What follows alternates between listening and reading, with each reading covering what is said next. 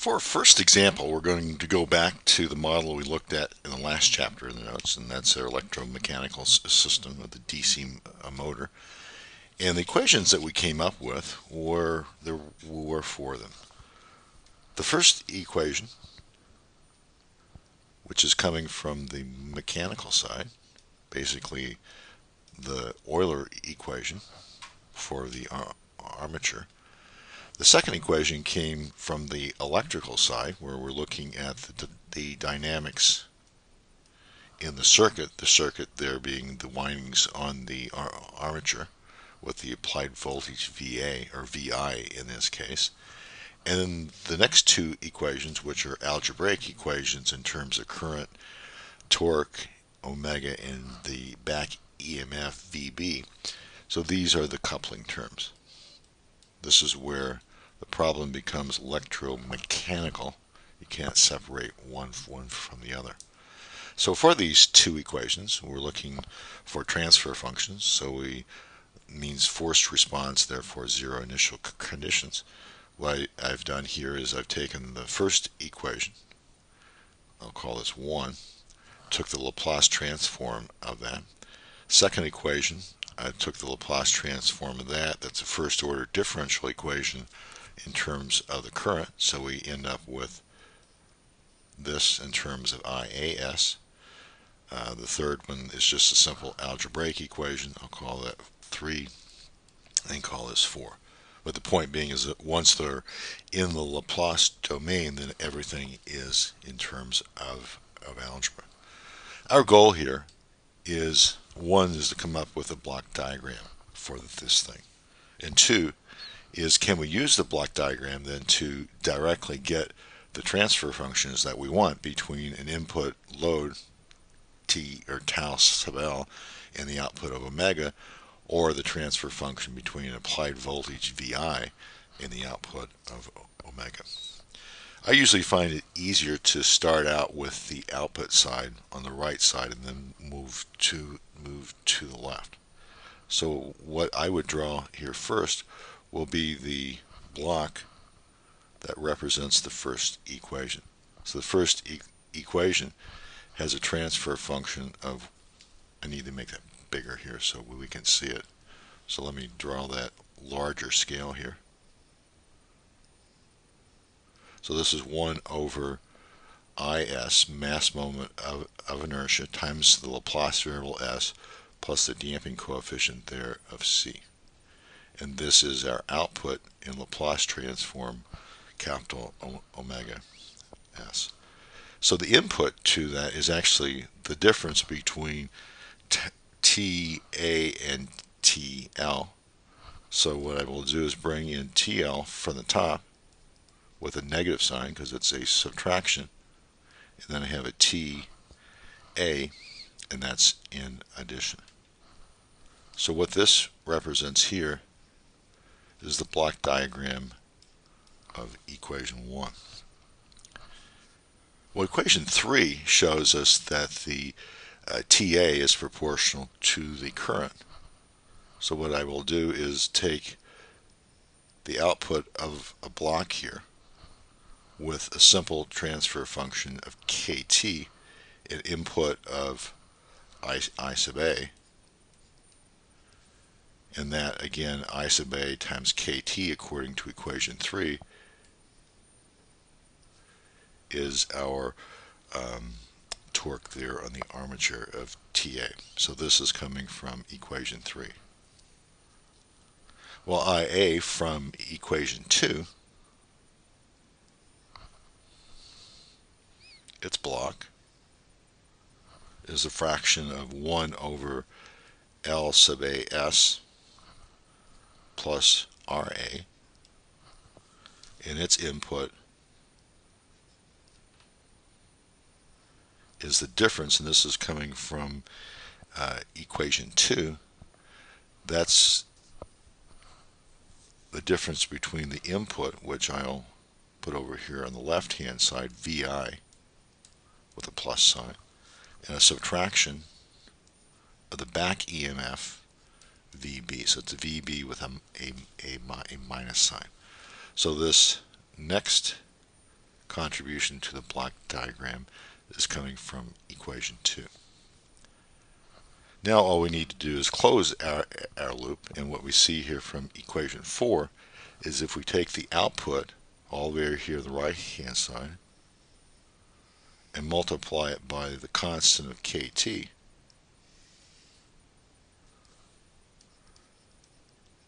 we now have what VB is. So this piece here is coming from equation 4.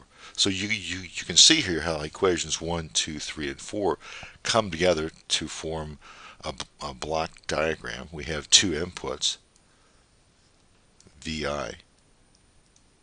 We have an input of the load torque of T sub L as this. And I'm going to give some of these terms names so I don't have to write them down each time. This transfer function for block 1 will be called G1, the transfer function for block 3, G3, and this is G2, and this is G4. And just to maybe make it more clear on the physical interpretations of these, everything to the left of here on the top part of the block is coming from the electrical part of our model. And everything here to the right is mechanical. I've left off G3 here because that's what is coupling together. So this part here and this part here represent our coupling.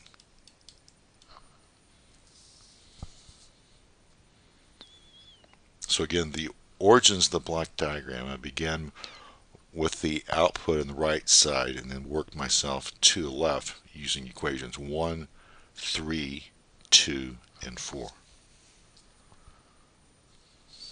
Okay, so now our task here is to use that block diagram to get our transfer functions. So that's called model reduction.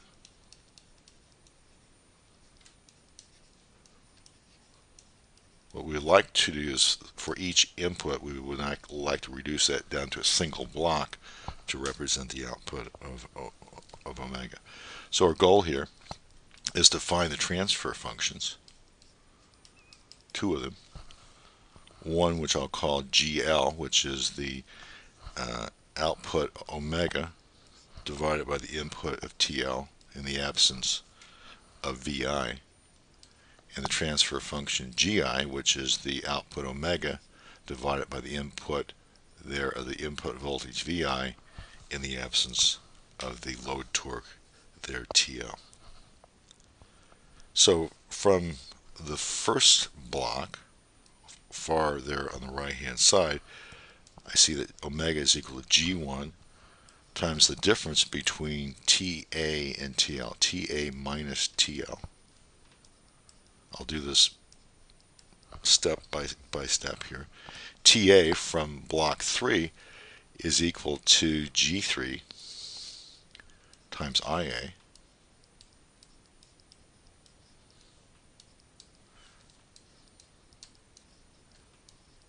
IA we have seen is equal to G2 times the difference between VI and VB, like that. And then the very last step here is to recognize that VB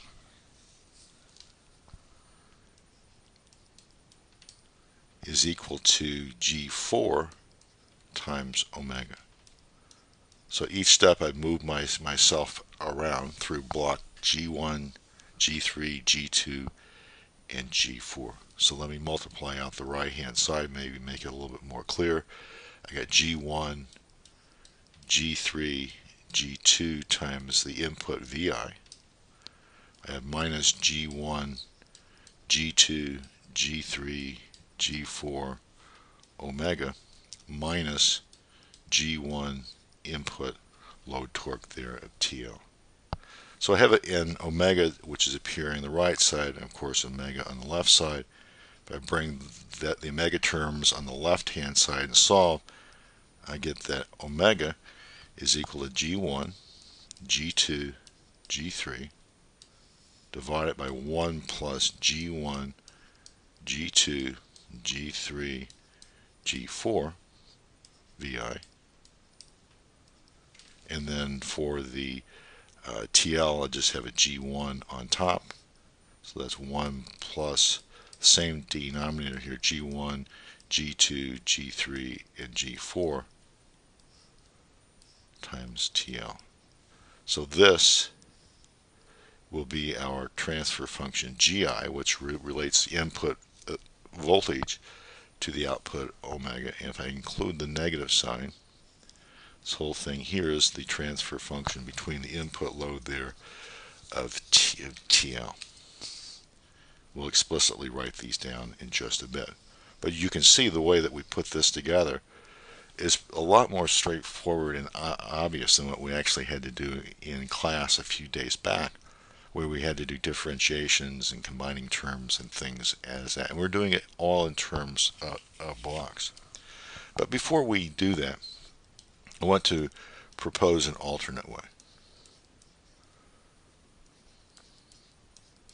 We get a little bit of visualization of how different parts of that block diagram come together. Let's say that I want to find GI. So to find a GI, I will set TL equal to a 0. I'll just pretend the only input I've got is the input voltage there of VI.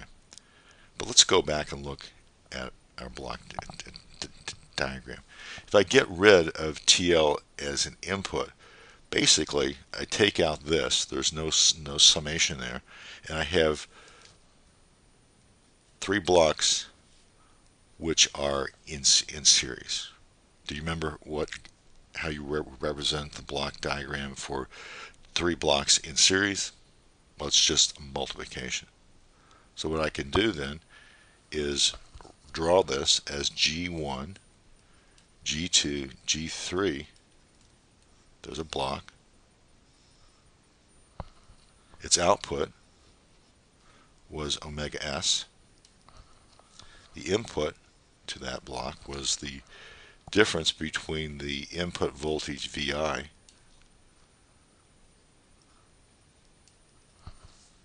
and the back EMF VB. And the back EMF was given by the transfer function G4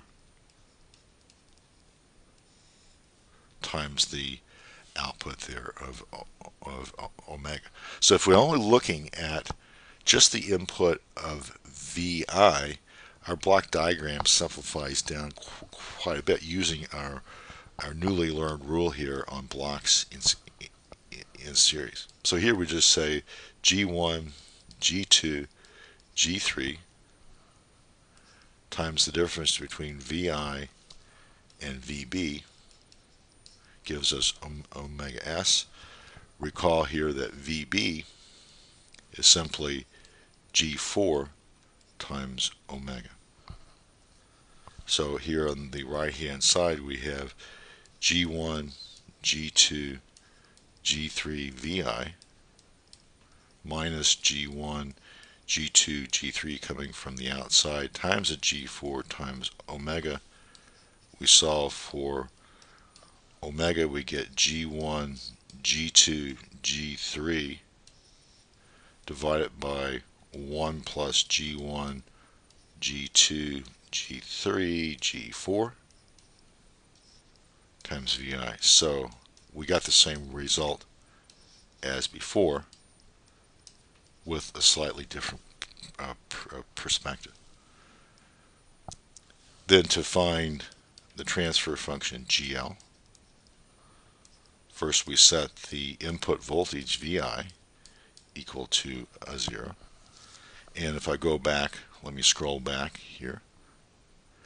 If I now take out this, now what I have are blocks G4, G2, and G3 all in series.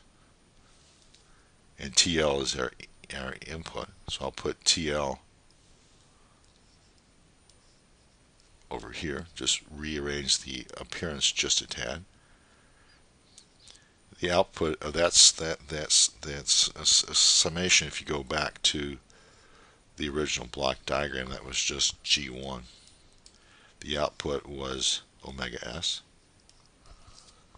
and then the feedback here was G2, G3, G4, because again 2, 3, and 4 are essentially in series once you take out the summation due to the input voltage. So this was TA with a plus sign. So it looks quite different than it did before, but it looks a lot like the one above. Results quite different though.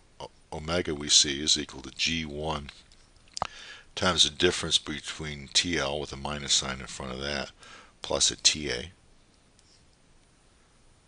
And TA we see from our block is G2, G3, G4 times the output there of omega. So this is minus G1 TL plus G1, G2, G3, G4, omega. We have omegas on both sides.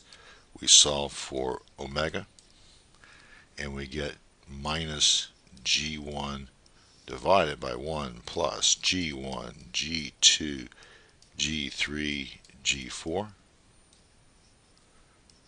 And all this here is our transfer function GL, because that has an input of that, same as before.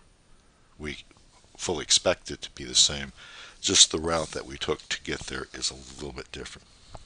But in the end, what we need to do is take our fairly simplified looking expressions for GI and GL and finally do the dirty work here of expanding out our algebra. In some sense, you don't get rid of it, you concentrate it more in the last step.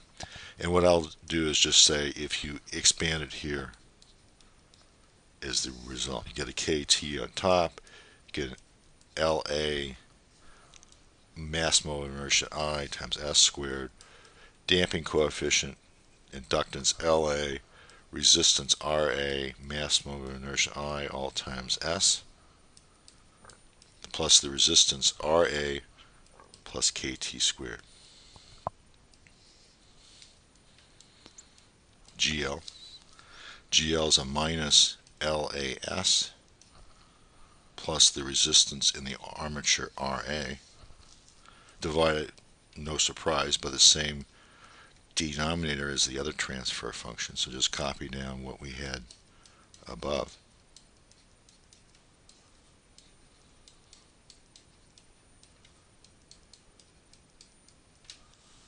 So these are our two transfer functions. So what this means is, looks like I'm running out of space here. So what do I come up here and draw what the equivalent block diagram is, the simple form. If I multiply GI times our input here of VI, and if I add that to the transfer function GL with the input of TL, I get our output of omega. So in a sense what we've done is we've reduced a slightly complex looking block diagram, which is up here, down into a form which is quite clear, I think, the role that's played by the input VI and the input TL in the response. What is our input-output equation? Differential equation? Well, it's not too hard to see from here. We have LAI omega double dot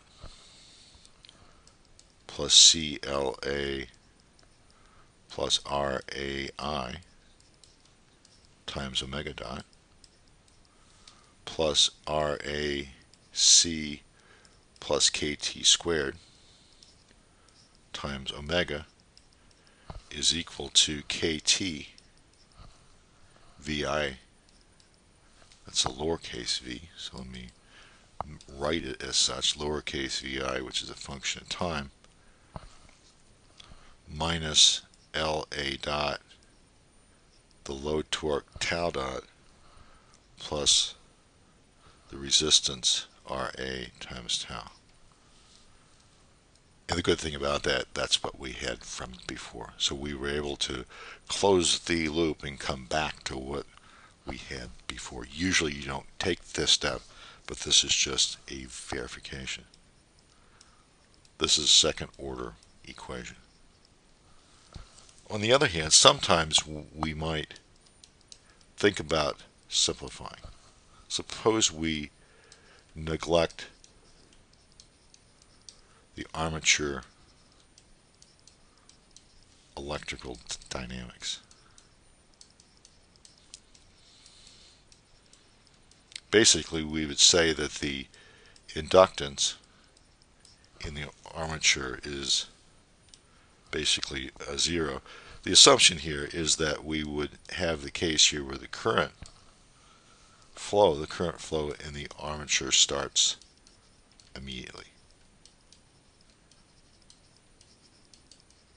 It's not hard to see from our block diagram that if the inductance L is a zero, then the current flows immediately. There's no change due to the di dt that's in the inductance. In that case, we basically get rid of the LA terms here and there, and we get RAI,